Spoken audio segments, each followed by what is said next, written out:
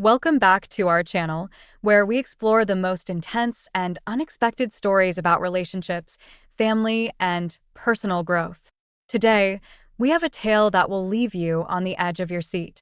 Imagine waiting for long years for your girlfriend to return from studying abroad, only to have your world turned upside down in the most shocking way possible. This is the story of trust, betrayal, and the quest for truth. Join me as we dive into this gripping story titled, I Caught My Girlfriend Cheating with Her Friend's Husband and Then She Dumped Me. The chill of December didn't stand a chance against the warmth buzzing through me as I waited at the airport on December 15th, 2023. For years felt like a lifetime, but today, she was coming home. My girlfriend, the one who jetted off to study abroad, leaving a gaping hole in my daily life, was finally returning, even if just for the holidays. I couldn't help but bounce on my heels, a goofy grin plastered on my face, ignoring the curious glances from other bystanders. When she finally emerged, slightly tipsy from the flight's indulgences, our eyes locked, and it was like we were the only two people in the world. The drive home was surreal. She was here, in my car, her laughter filling the space between us, cutting through the years of distance. She queued up a playlist of our songs, and somewhere between the airport and our apartment, in a moment charged with reunion's raw energy, we reconnected in a way we hadn't in years. It was spontaneous, a bit reckless, but it felt like reclaiming a part of us lost in time. Walking into our apartment, I caught her glancing at her phone more often than I remembered. There was a slight shift, a sort of secrecy in the way she'd angled the screen away from me. But hey, after years of long distance, trust was our foundation. I shrugged it off, attributing it to her needing to catch up on messages from friends or perhaps jet-lagged making her crave some personal space. The next day, we ventured out for brunch at our favorite spot, the one where we had our first date. It felt normal, comfortable, and right. We talked, laughed, and shared glances that said, I've missed this. The physical connection was undeniable, a reminder of the chemistry that had first drawn us together. It felt like we were picking up right where we left off. No distance or time could dampen what we had. Yet, as days passed, her phone became a constant companion during our moments together. Movie nights ended with her on one end of the couch, me on the other, and her attention firmly locked on her screen. I noticed, sure, but never brought it up. Why stir trouble when everything else felt so right? December 22nd rolled around too quickly, and she was packing up to spend Christmas with her family abroad. She promised we'd stay in touch, FaceTime every day, and share in the holiday spirit, despite the miles. It sounded perfect, but the reality was different. Getting her on a call became a Herculean task, each attempt met with excuses about family outings or bad Wi-Fi. Concern crept in, whispering doubts I was quick to silence.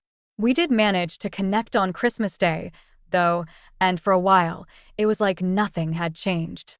We laughed, reminisced, and made plans for the future. Plans filled with hope and shared dreams. But as the call ended and I was left in the silence of my apartment, the joy of the moment faded, leaving me with an unease I couldn't quite shake off. Was I just being paranoid, or was the distance between us more than just physical now? The trust that had once been unshakable now seemed to have developed hairline cracks, invisible but ever present. As I lay in bed that night, staring at the ceiling, I couldn't help but wonder if the distance had changed us more than I'd realized, or if, maybe, I was just afraid of what the future held for us. The air was frosty when she returned on December 27th, but the chill inside wasn't from the weather. It was her, distant like she'd brought back a piece of the foreign winter in her heart. She was glued to her phone, her fingers swiping with purpose, her eyes rarely meeting mine. Even as I tried to close the gap between us on the couch, she'd subtly shift away, her phone always in hand. It was like she was physically there, but miles away in spirit. Then came December 30th, a day that started like any other, but ended with my world turned upside down. We need to talk, she said, the weight of those words hanging heavy between us. She talked about feeling neglected, about mistrust that seemed to come out of nowhere. I was blindsided, scrambling to find words, to understand where all this was coming from. I just think it's best if we end things, she concluded, her voice steady, her decisions seemingly final. Desperation kicked in. We can work through this, I pleaded, my mind racing to offer solutions, changes, anything. I can be better, more attentive, whatever you need. But her resolve was a fortress, my words, mere whispers against its walls. She had made up her mind, leaving me grappling with a reality I wasn't ready to accept. However, a sliver of hope emerged when we decided to give it another go on our city break planned for January 2nd. It was like a ceasefire, a brief respite from the turmoil.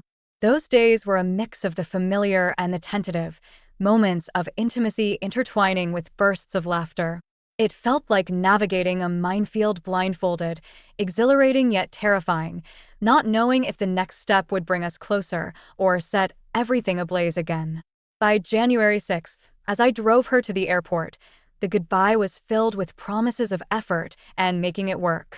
Yet, the unease lingered, a silent passenger on the ride back home. Her words said one thing, but the hesitation in her voice, the fleeting looks, told a different story. It was like watching a replay of our happiest moments, only this time, the colors were muted, the sounds a little off. The drive home was a blur, my thoughts a jumbled mess. The silence of the apartment was a stark contrast to the chaos in my mind. I replayed our conversations, searching for signs, for reasons why things felt so off. Was it me? Was it her? Was it the distance that had wedged itself between us, not just physically but emotionally? In that solitude, the realization hit hard. We were two people holding on to the ghost of what we used to be, scared to let go, yet hurting from holding on too tight. The promise to make it work was like a band-aid on a wound that needed stitches, temporary relief doomed to give way. I sank into the couch, her absence more palpable than ever. The room was filled with memories, with echoes of laughter and whispers of love, now overshadowed by the weight of unsaid words and unresolved feelings.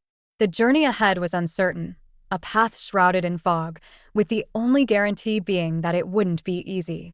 But as the night crept in, one thing was clear. This was a chapter of our lives closing, with the next page still unwritten, and the pen heavy in my hands. It was January 9th when my world got flipped, yet again. I think I've settled for less, she said, her words slicing through the air like a cold breeze. I need space, she added, as if the miles and oceans between us during her studies weren't space enough. There I was, tossed into the limbo of hopeful waiting, clinging to the thin thread of maybe, just maybe, things could turn around. Days turned into nights filled with restlessness. My mind, a relentless detective, couldn't shake off the gnawing suspicion. So, I turned to technology for answers. Find My iPhone became my ally. And there it was, her location pinging from the same, friends, house over and over. Space? More like specific coordinates to where our relationship's trust was being questioned. I confronted her, my voice laced with a mix of hope and dread. So, this friend's place. You're there a lot, huh? Her response was quick, too rehearsed. Yeah, just hanging out, you know? It's nothing. But the seed of doubt was planted, watered by her evasion and nurtured by her half-hearted reassurances. The pressure built in a volcano on the brink. I needed clarity, a solid ground to stand on. We can't keep doing this dance, I told her. You need to decide what you want. It was a plea, a last-ditch effort to salvage the love I thought we had. But her resolve was ironclad, her words final. I just need to be alone, she said, and with that, she cut me off from Find My iPhone, severing the last thread of our digital connection. Then, out of the blue, she shared her Uber location with me. The destination? The same house. A cruel twist of fate or a slip-up, it didn't matter. It was a breadcrumb trail leading to the truth I wasn't sure I wanted to find. I confronted her again, my frustration boiling over. You keep ending up at this place. You're telling me there's nothing going on? Her denial came as swiftly as before, a well-rehearsed script, devoid of guilt. I've told you, it's not like that, she insisted, but the conviction was missing, her words hollow. The realization hit me like a freight train. The person I loved, trusted, and waited for was now a stranger, her actions and words weaving a web of deceit I could no longer ignore. The fabric of our relationship, once woven with threads of love and trust, was now frayed, torn by lies and secrets. As I sat alone, the silence of the room amplifying the chaos in my mind, I understood that this was more than just about her needing space or finding herself. It was about respect, honesty, and the painful truth that sometimes love isn't enough to bridge the gap between two hearts drifting apart.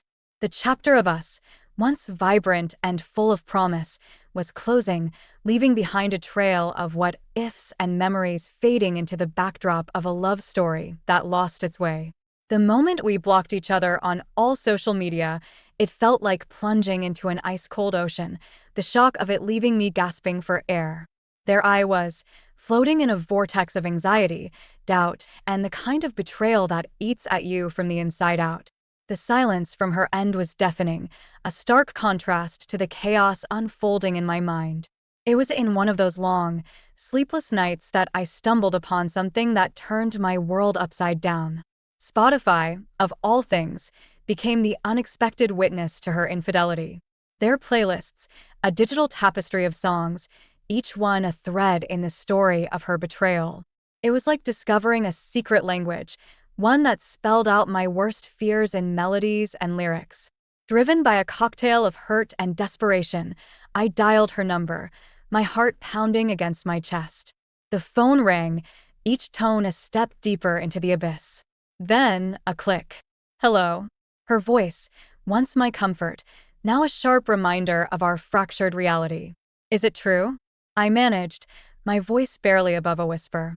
There was a pause, heavy and loaded, before she hung up, a brief but definitive confirmation of my suspicions. Minutes later, my phone buzzed. A text from her, apologizing for being rude, as if manners were the crux of our problems. I couldn't hold back. Tell me the truth, I texted back, my fingers trembling over the screen. And she did. There's someone else, she admitted, her words like a final nail in the coffin of our relationship. She spoke of love for this new man, citing the attention he lavished on her, attention I supposedly failed to provide. I sat there, phone in hand, a numbness spreading through me. The depth of her deceit was breathtaking. All those times she'd asked for presents, for tokens of my affection, she'd been nurturing another relationship behind my back. It wasn't just the infidelity, it was the calculated manipulation of my feelings, keeping me as a safety net while she explored new possibilities. The realization was a crushing blow. I'd been a pawn in her game, my love and commitment exploited for her selfish needs.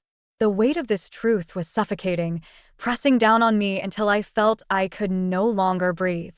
I was left to grapple with the shattered pieces of what I thought was a partnership built on trust and mutual respect. As I reflected on her actions, the scale of her betrayal unfolded before me. It wasn't an impulsive mistake or a momentary lapse in judgment. It was a series of calculated decisions made at the expense of my trust and emotional well-being. The person I had loved and trusted for years had become a stranger, her actions alien and cruel. In the aftermath, I found myself spiraling, each day a battle against the tide of emotions threatening to pull me under. The pain of her betrayal, the humiliation of being deceived, and the realization of my own naivety converged into a storm of despair. But amidst the wreckage, a painful clarity began to emerge. I understood that this wasn't just about her infidelity or the end of our relationship. It was a harsh lesson in self-respect and the importance of recognizing one's worth. The road to recovery would be long and fraught with challenges, but it was a journey I had to undertake, not for her, but for myself. As I faced the daunting task of rebuilding my life, I knew that the scars of her deceit would always be a part of me. Yet, in that moment of profound loss, I also found a glimmer of hope. Hope that, with time, I could learn to trust again, to love again, and most importantly, to forgive, not for her sake, but for my own. Just when you think you've got it all figured out, life throws you a curveball that knocks you off your feet. That was me. the guy who thought he had the perfect relationship, until the day I stumbled upon the undeniable proof of her betrayal.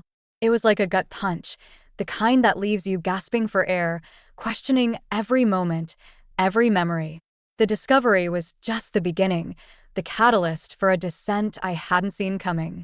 I found myself caught in a whirlwind of emotions, swinging wildly between wanting to fix what we had and burning everything to the ground in search of revenge. It was a toxic mix, one that began to eat away at the fabric of my daily life. Work became an afterthought, a place I showed up to but wasn't really present. Deadlines slipped by unnoticed, and projects that once ignited my passion felt like burdens. I was unraveling, thread by thread, and the worst part? I didn't even care. My family and friends, they noticed. How could they not? I was a shell of the man I used to be, hollowed out by anger and pain. They reached out, hands extended with words of comfort and offers of escape. But I pushed them away, too consumed by my own sense of betrayal to accept their help. I've got this, I'd say, a lie I told myself more than anyone else. As the days turned into weeks, I became a detective in my own twisted drama, piecing together the timeline of her infidelity. Social media, once a place of shared photos and happy memories, became my hunting ground. Every like, every comment, a potential clue. Mutual friends, once sources of joy, were now interrogated, their words sifted for hints of deceit. My obsession knew no bounds. I confronted him, the other man, in a showdown that was more about my shattered ego than seeking any real answers. Words were exchanged, tempers flared, and for a moment, I teetered on the edge of violence, driven by a desire to reclaim some semblance of control. But this path, this need for vengeance, it led me down dark alleys I never intended to explore. Legal warnings soon followed, a stark reminder that my quest for justice was veering into dangerous territory. Privacy violations, they said, harassment claims, words that felt like handcuffs, restraining my every move. In a desperate bid for vindication, I turned to social media, airing our dirty laundry for the world to see.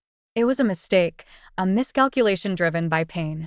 Instead of rallying allies, I found myself more isolated, caught in the crossfire of divided loyalties.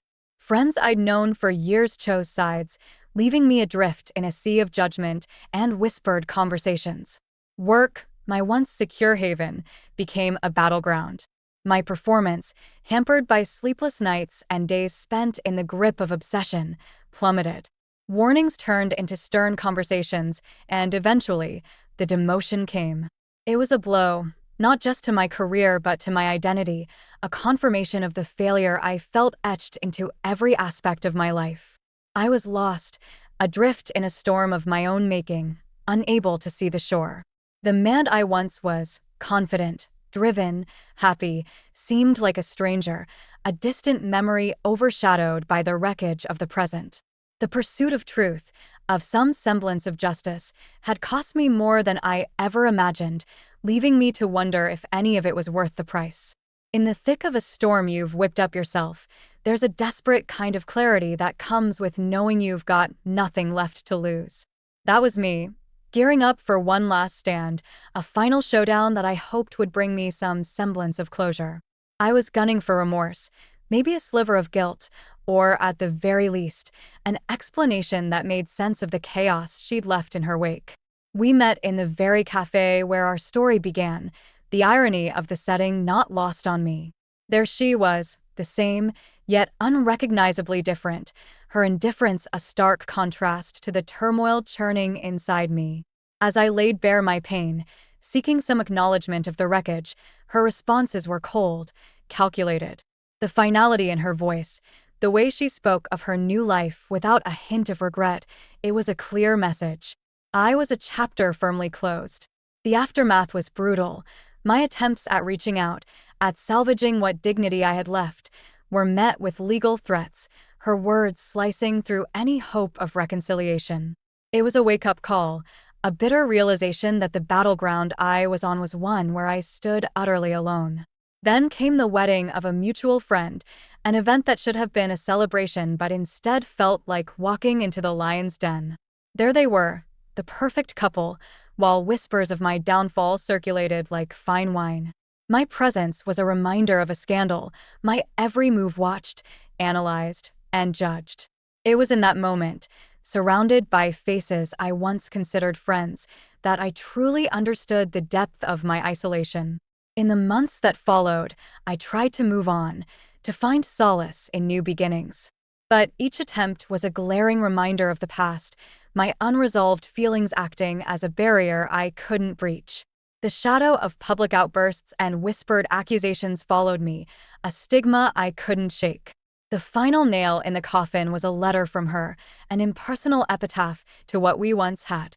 Her words were sharp, a clinical dissection of our relationship, each sentence reinforcing her decision as one made in pursuit of her happiness. It was a cold, calculated goodbye, one that left no room for doubt or hope. I was left reeling, a ship adrift in a sea of my own making. The realization that I had lost not just the woman I loved, but everything that defined me was crushing. My dignity, my friends, even my sense of purpose, all casualties of a war I'd waged on myself. Professionally, I was a ghost, my once promising career a casualty of my inability to separate personal turmoil from my work. The day I lost my job was just another chapter in the tragic saga I'd authored, a tangible reminder of how far I'd fallen. Sitting amidst the ruins of what my life had become, I couldn't help but reflect on the journey that had led me here. It was a stark landscape, one where every choice, every action had contributed to my undoing. The pursuit of closure, of understanding, had cost me everything, leaving me to navigate the wreckage of a life I scarcely recognize. In the aftermath of heartbreak and betrayal, I found myself adrift in a sea of confusion and sorrow. The life I knew, the love I cherished, was gone, leaving behind a void that seemed impossible to fill. It was during these darkest hours that I stumbled upon an online forum, a haven for souls shattered by deceit. Reading through the stories of others, I felt a kinship in our shared pain, a flicker of hope in the solidarity of our experiences. Compelled by this newfound community, I took the brave step of seeking therapy. Sitting in that small, dimly lit room, I poured out my heart to a stranger. It was a daunting task, unraveling the layers of trust, betrayal, and the raw wounds of my public breakdown. Yet, with each session, I felt a weight lifting, a clarity emerging from the fog of my despair. It was during this period of self-reflection and healing that fate threw a curveball my way, a chance encounter with a woman who sparked something in me I thought was lost forever. Her laughter, her empathy, it offered a glimpse of what could be. But the specter of my past loomed large, the scars of betrayal too fresh, sabotaging what little hope we might have had for something more. The realization that I needed a fresh start was sudden but undeniable. I decided to move to a new city, to leave behind the ghosts of my past relationship and the failures that haunted me. Packing up my life was a bittersweet journey through memory lane, each photo, each memento a reminder of better times, tinged with regret and what-ifs. Arriving in my new city, I was met with the harsh reality that escaping my past was not as simple as changing my address. Despite the physical distance, the reach of social media and the whispers of mutual connections ensured that my reputation had followed me. The shadow of my former life cast a long, dark silhouette over my attempts to start anew.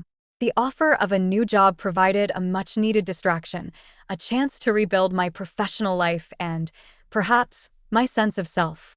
Yet, connecting with my new colleagues proved challenging. The fear of repeating past mistakes, of opening up only to be hurt again, kept me at arm's length, trapped in a self-imposed exile. In search of an outlet, a way to process my journey and perhaps help others navigating their own paths through heartbreak, I started a blog. Writing anonymously, I shared my story, my mistakes, my lessons learned. The act of putting words to my pain, to my growth, became a therapeutic endeavor, a way to make sense of the chaos that had once threatened to consume me. Now, as I stand looking out over the skyline of my new city, I'm struck by the duality of my circumstances. Yes, I've managed to put physical distance between myself and the reminders of my past, but the emotional scars remain, a testament to the cost of love and betrayal. It's a sobering realization, one that comes with its own form of peace. For in acknowledging the scars, in accepting the pain and the lessons it has taught me, I find myself ready to face whatever comes next, armed with a deeper understanding of myself and a cautious hope for the future. The journey has been long, fraught with setbacks and moments of despair, but also marked by growth and unexpected moments of grace. As the sun sets on this chapter of my life, I'm reminded that while the past may shape us, it does not define us. The true measure of our strength lies in our ability to rise from the ashes of our darkest days, to forge ahead with resilience, and to open our hearts once more, despite knowing the risks. This is the true cost of love and betrayal, but also the undeniable value of hope and redemption. Thank you for watching. If this story resonated with you, please give this video a thumbs up and share your thoughts in the comments below. Don't forget to subscribe and hit the notification bell so you never miss an update on our latest stories. Until next time, welcome back to the channel, everyone. I'm thrilled to have you here for another captivating tale that will tug at your heartstrings and keep you on the edge of your seat. Today's story is one of love, betrayal, and the quest for self-discovery. It's titled, I Closed Up the Coffee Shop, Then a Customer Lost Her Mind, Called the Cops Over Missing Earbuds. Hey guys, how's it going? Hope you're doing well. My name is Crown, and today I'm going to read you some very interesting stories that I hope that you're gonna love. And now, without further ado, let's go. So, I work in a coffee shop. Most of our customers are genuinely lovely people, but over the years, I have learned about the levels of entitlement and just plain crazy that exist. To be honest, I didn't think anyone could surprise me anymore. Tonight's events might actually have surpassed the guy who put a curse on me and my family. The guy who threw a ceramic cup at my head one morning. The drunk girls who threw up all over the front door at 7 a.m. then walked in and got grumpy that we didn't have any vegan breakfast items. The time a guy managed to get himself so wound up that he started swearing at me because I hadn't laughed hard enough at his "if you can't find a product on the till, then it's free" joke that I have previously never ever heard before. Ever. Honest. Yeah, okay. So today I was cleaning up like usual, and for once, it was going pretty smoothly. One of those dream shifts where you look around and just know you're going to get out on time. No last-minute customers demanding you make drinks and mess up every piece of equipment you've just spent an hour cleaning. It was glorious. I did the usual rounds telling the last few stragglers that we were closing in 5, so if they could start finishing up and getting themselves ready and so on. And I went through to the office to start the admin. Now, one thing you need to know is our company policy states that you can't take the till off and count it until the doors are locked. Obviously, you can't lock the doors until all the customers have left. And this is usually not a problem. So I came back through to lock the doors, and there she is. Let's call her Karen, okay? Karen is standing near the front door and emptying out the entire contents of her purse and pram all over a table. I looked at the girl who I was working with and raised an eyebrow. She's working with me long enough to recognize the what the hell is going on look. Apparently, Karen had lost an earbud. Great. So since she's been a regular customer for over a year, I put on my best customer service act and go across. We went back and checked where I knew she'd been sitting. Then check out the other table she had also been sitting at earlier. Turns out I never want to put my bare hands that far down the sides of the sofas again. We both searched and couldn't see anything. I offered for her to leave her details in case it turned up in the morning. I'm on early, so I'd have another look tomorrow. But nope. This wasn't good enough. Before my eyes, this usually very normal, polite, pretty, reserved grown woman turned into a raging banshee, screeching about how they are 150-pound earpods. Several things happened over the next half hour. Her husband appeared. Someone needs to give that man a medal, or maybe a CT scan. He quickly sussed out the situation and tried to talk some sense into her. She then started screaming about how she wasn't leaving until it was found, and she was calling the police. At one point, they were physically fighting over her phone while she dialed 999, and he was calling her crazy. Side note, Never call a Karen crazy. It does not end well, my friend. I was standing to the side, quietly watching this all unfold, keys in one hand and phone in the other, while texting my boss what was going on and reminding her she really does not pay me enough to deal with this. Being the absolute champion boss she is, she called and heard some of that chaos going on in the background. Karen's poor husband continued to try and reason with her. There was a little more chat between me and him while she wailed down the phone at the police. She started demanding I go check the rubbish bags, apparently telling her she was more than welcome to go check them herself. But they were in the skip bins at the back of the building. Was just not the right answer. Eventually, her extremely patient husband got sick of her, so he left. At one point, she shouted at my colleague who asked her to move so she could finish mopping the floor, which sicked Karen off again.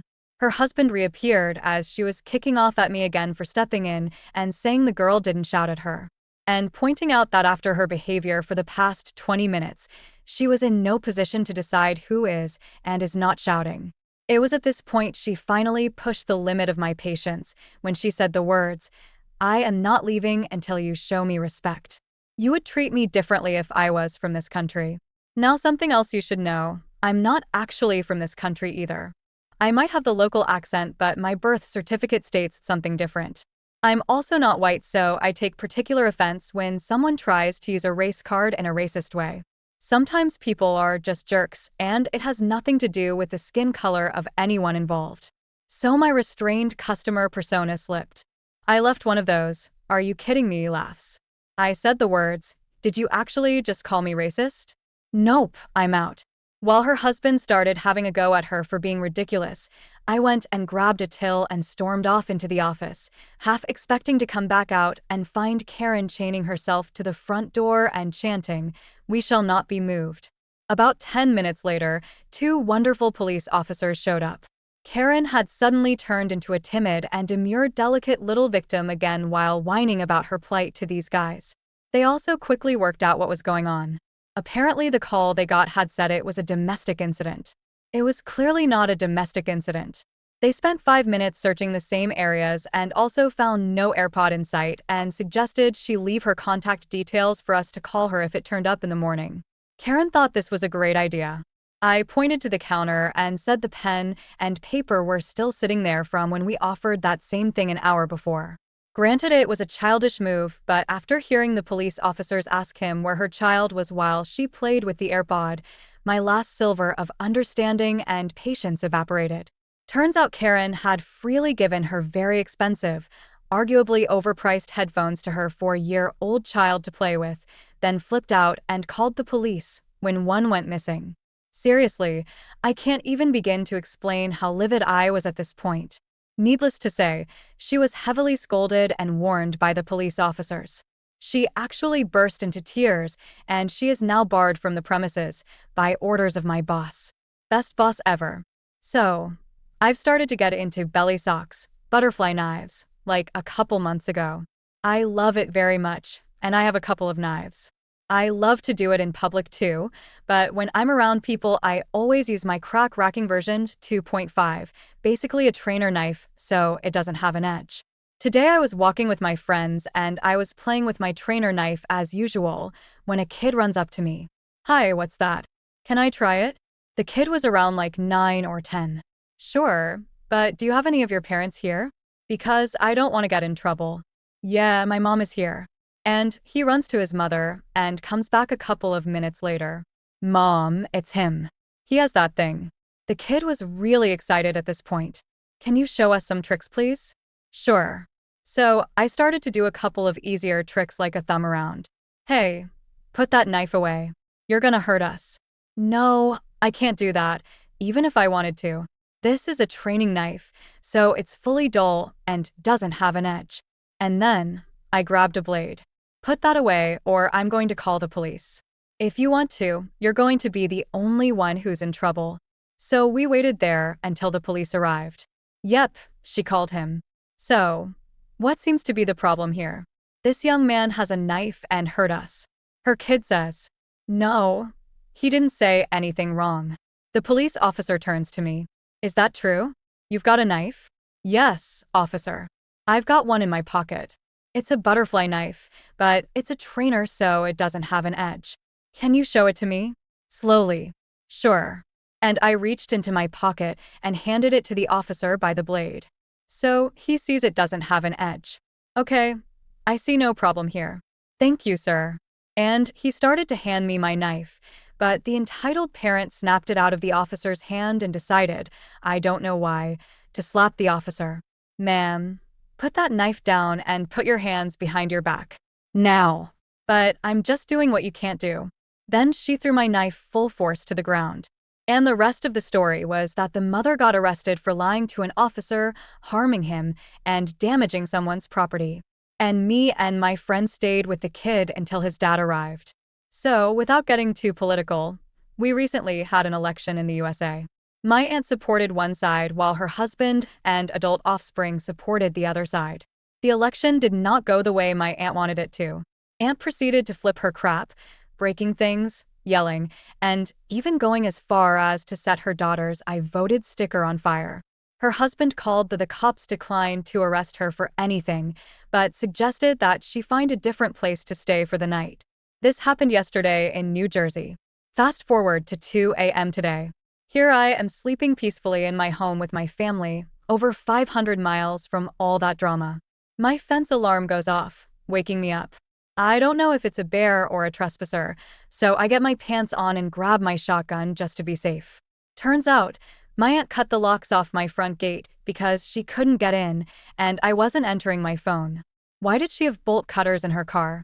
So I safely stow my weapon and ask her what the hell. She starts crying and screaming. Mind you, this is at 2 a.m. in a quiet rural community about how the devil took her family and they threw her out. And she says that since she has nowhere else to go, I need to let her in, so she can stay in my guest room for a while. I told her one of my guildies is using that room right now. The room is occupied. This person came from Texas all the way to West Virginia to hang out with me. I'm not going to toss them out with 30 seconds of notice, because my aunt showed up. So she decides to call the police and tell them that I'm keeping her from entering her home. We're out in the woods, so the cops don't get here quickly. 4:41 in the morning, the cops showed up. I see them talking to her in my driveway. She shows them the bolt cutters and the ruined lock. A few minutes later, the officer knocks on my door. Your tenant claims that. I immediately cut him off and told him that I do not have a tenant. I own and occupy the structure. Then I offered to show him the deed. Well, this woman claims that. I cut him off again. What does the address of her ID say? At this point, the cop is pissed at me. I can tell. So I try to de-escalate the situation. Look, man, she doesn't live here. She has never lived here. That's my aunt. She lives in New Jersey. Please check her ID card. The cop calms down a bit and lets me know that he will talk to her and then comes back. 10 minutes later, the cops come back to my door. 3 of them this time. Not just the one from earlier. One of them had stripes and a rocker on his arm. He asks me if there is any way Aunt can stay here for the night, because she's too drunk to drive, so he can't let her back on the road. This woman just drove from New Jersey to West Virginia drunk. Thank God she didn't kill anyone. I told him that she cannot stay here, but that I'm sure there is room in the local jail. The cop asks me if she can just sleep in her car in my driveway and leave in the morning. I told him absolutely not. When she wakes up in the morning, I would just have to call him to get her off of my property, so that would solve nothing, and I ask him to remove her from my property. Long story short, her car got towed and she is in a drunk tank for the night. I was a witness to this a long time ago, and the results were learned by word of mouth. Once upon a time, there was a kid. Let's call him Marco. Marco was your everyday kid. A little skinny. I remember him being slightly geeky, and if you left your pins unattended, he'd disassemble them before you turned back around in your seat at times. He was nice, polite, and fairly helpful. This was middle school. One day, though, he does it to a bully, and let's call him Polo. Polo is huge but was fat. He looks like if you drill 3 holes into him, a giant could use him for bowling. He's not nice, he's not handsome, and he's got a posse of equally disgusting friends who all gang up together to bully others. I suspect that if they hadn't ganged up with each other, they would have been bullied. Perhaps they have been in the past and got a taste of power over others when they ganged up. I don't know. I kept to myself. One day, I saw Marco with a swollen eye and wet hair. He's limping a bit too, and his backpack is ripped. I ask him what the hell happened, and turns out Polo threw him into a bathroom stall by his backpack, which ripped. The toilet got him in a knee, and Polo shoved his face into the water, bashing his eye into the seat. I asked why Polo had done this to him, and he says, I took his pin apart. It was just a big crystal or some cheap pin like that. Things escalate over the next few weeks. Eventually, Marco has to take time off when Polo strips him naked in the bathroom except for his boxers and makes him shove them into the toilet. The school, being full of your typical jerks, tries to expel Marco for damage to school property and does nothing to Polo. This is taught by video evidence of the gang leaving the bathroom, laughing and rifling through Marco's backpack, then tossing it in the trash. When Marco comes back, he's different. He's not happy. He's quite subdued, and he doesn't talk to anyone, and bruises magically appear on him between classes. He withdraws into himself and begins to look positively skeletal. Of course, no one at the school does anything except one nice jock. He comes across Polo stealing Marco's backpack and Polo into a trash can. Of course, he's suspended. But does it again when he comes back. The teachers give up on suspending the jerk after his parents threaten to sue. The fact that someone bothered to stand up for him, though, seems to have given life back to Marco. He starts opening back up and putting weight back on, which is very good. One day, though, he's wearing a scarf, a very special, beautiful knitted scarf. His grandfather had knitted for him. Yes, grandfather before he died. Polo steals it and comes back the next day with a bag of ashes, handing it to Marco. And he laughs hysterically. Marco comes back the next day with a backpack full of sugar-free Haribo gummy bears. Polo, being the glutton that he is, steals every single bag of bears and eats them by the throughout the day. Marco cries. But I remember something in his sobs didn't quite reach his eyes. Near the end of the school day, Polo lurches out of the classroom and pulls for the bathroom. He doesn't come back the next day. Or the next. Someone says they saw blood in the bathroom. Polo comes back a few days later with an eye patch and mottled, fading bruises all across his face. I believe it's called petechiae. He's permanently blind in his left eye, and bruising makes him look like a ripening fruit for as long as it lasts. He's in and out of school for doctor's appointments for a while. He did not mess with Marco again and instead became very introverted and quiet. The reports of blood in the toilet of the bathroom he went to were never confirmed. But it's quite likely. Thank you for watching and see you next time. Wow, what an emotional journey that was. If you enjoyed these unbelievable real-life stories and want to hear more, be sure to give this video a thumbs up. Share your thoughts in the comments below, and let us know if you have any jaw-dropping stories of your own. Don't forget to subscribe and turn on notifications so you won't miss any of our upcoming episodes. Thanks for watching, and we'll see you in the next one on... Hey folks, welcome back to the channel. In today's story, Opie found out his wife cheated on him after he caught his wife trying to sneak her affair partner into their house.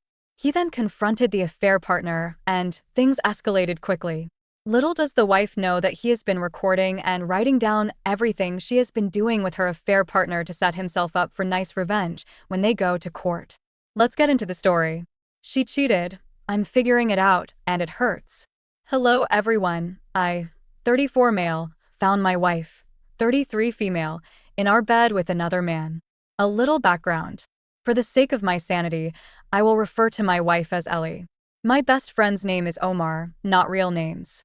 Ellie and I met in college and hit it off right away. When we started dating, I was not really assertive. You could accurately say that it was her showing interest and desire in me that made me really begin to value myself and work past a ton of insecurities I used to deal with. I was just a hardworking, nerdy, smart dude, but had never had any real luck with women. To me, it was almost incredible that someone as smart and beautiful as her would show as much interest in me as I showed in her. We both have always been driven, which led us separately building small businesses of our own by the time we graduated college. We moved in together after graduation and a year later, married. We had, what I considered, a very strong marriage. We had weathered family tragedies, professional challenges, small and large disagreements, and always managed to work through everything, and I felt it always made us stronger. Ellie has always had a huge social circle that included a fair number of men, but I never thought too much about it, as she never did anything that raised flags, since all social outings seemed to always be as a large mixed group, and I came to trust her closest friends. As our 10-year anniversary was coming up, I decided to bring up the topic of starting a family. Early on in the relationship, we had together decided to compromise on the size of our family. I wanted kids, she wanted none or at most one, so we agreed on having one. Now, 10 years into our marriage, secure economically, and thinking how healthy I thought our relationship was, I brought the topic up. I can't help but think me doing this may have started this whole chain of events. A little over 3 months ago, she tells me she is going out with her friends to have some fun. She basically told me she needed to unwind, as she was getting stressed about me asking about having kids again. That night, she comes back at 4 a.m. Starting with that day, our bedroom goes completely dead. In our relationship, Ellie has always initiated as much as me.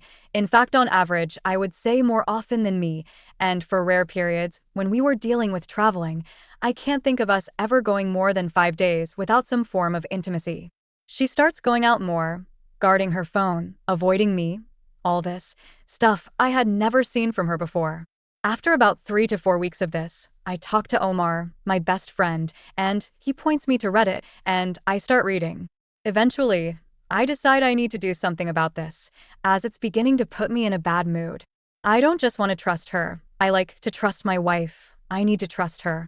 Well, needless to say, I get my hands on her phone and check her calls and texts, feeling like a complete monster violating her privacy. Turns out that one of the people new to our social circle is an old high school flame from before we were together. The more I dug, the more I found.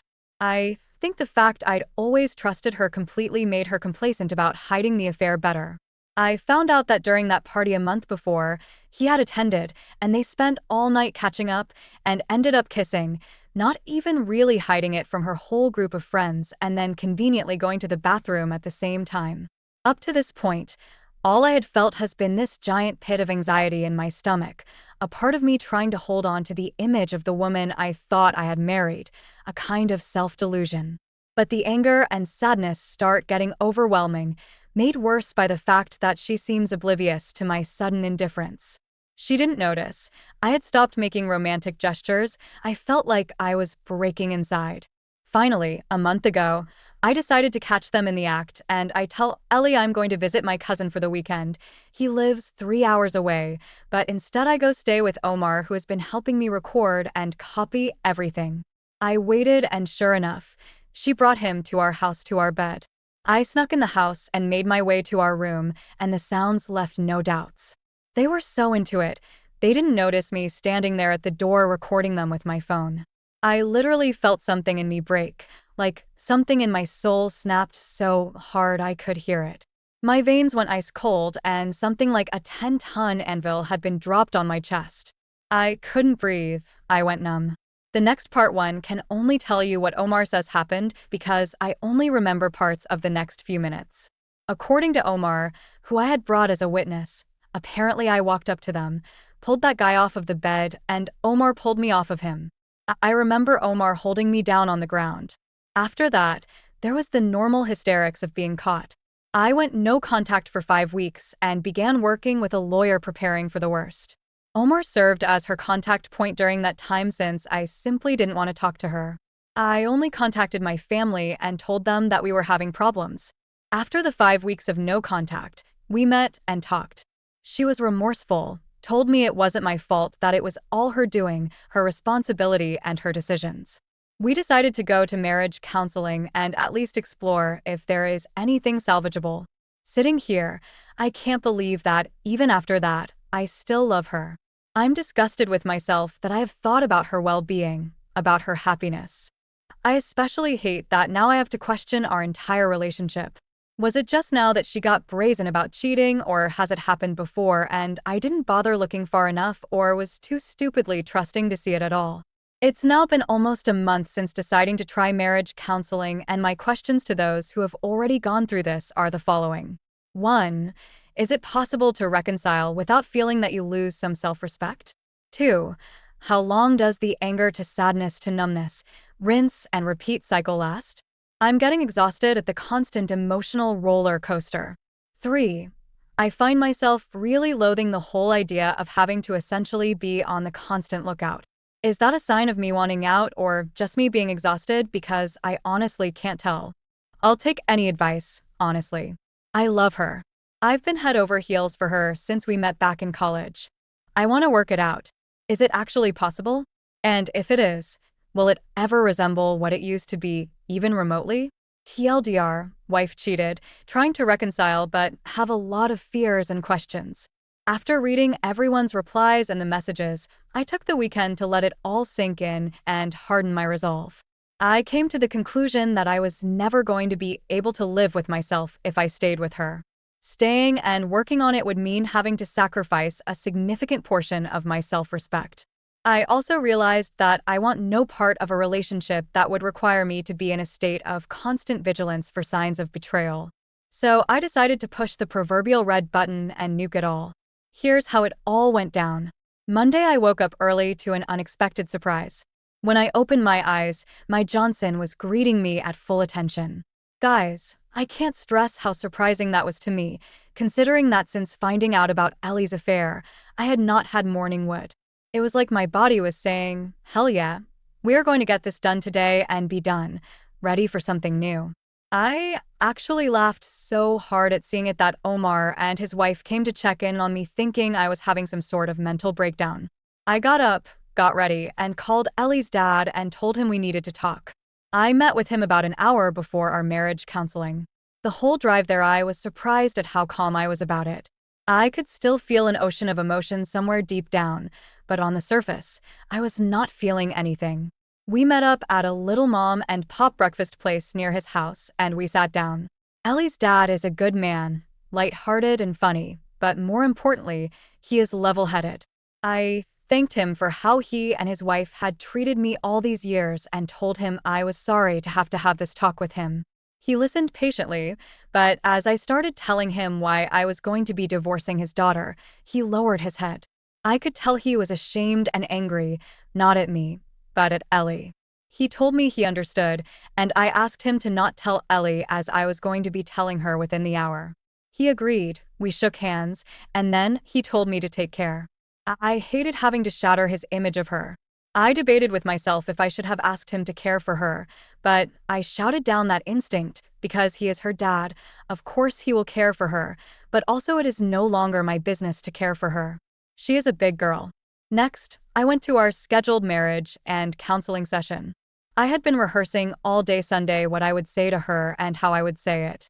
I wanted to essentially emotion-proof my actions and words for the next few hours.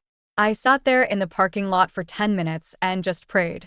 I hadn't felt like I wanted to or could since all this started. When we sat down for marriage counseling, Ellie was wearing one of the dresses I loved her in, and for a split second, I forgot everything, but then the visceral disgust and anger I felt pushed the attraction completely out. I let the counselor get things going like our previous sessions, and after about 10 minutes of her and Ellie talking, I interrupted. This is how it went.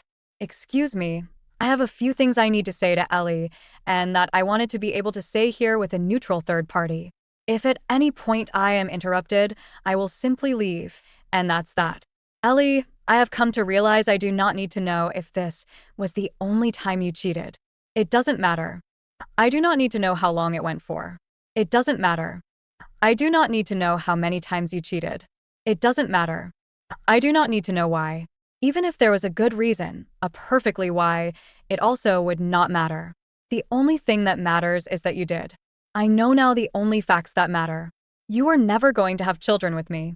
At this, Ellie opens her mouth to interject, and I started walking to the door, so she immediately backed off. You are going to string me along for however it would take. You are going to cheat on me sooner or later. This is when the waterworks started to open up for her. You do not respect me or love me. The counselor begins to look like she is about to interject, and I respond by taking another step toward the door, which ends that. My lawyer is filing for divorce as we sit here, and as of about an hour ago, your father knows the entire truth of what has been going on. Do not contact me. From here on out, the only person we will communicate through our lawyers. These are the last words we will ever exchange. Goodbye.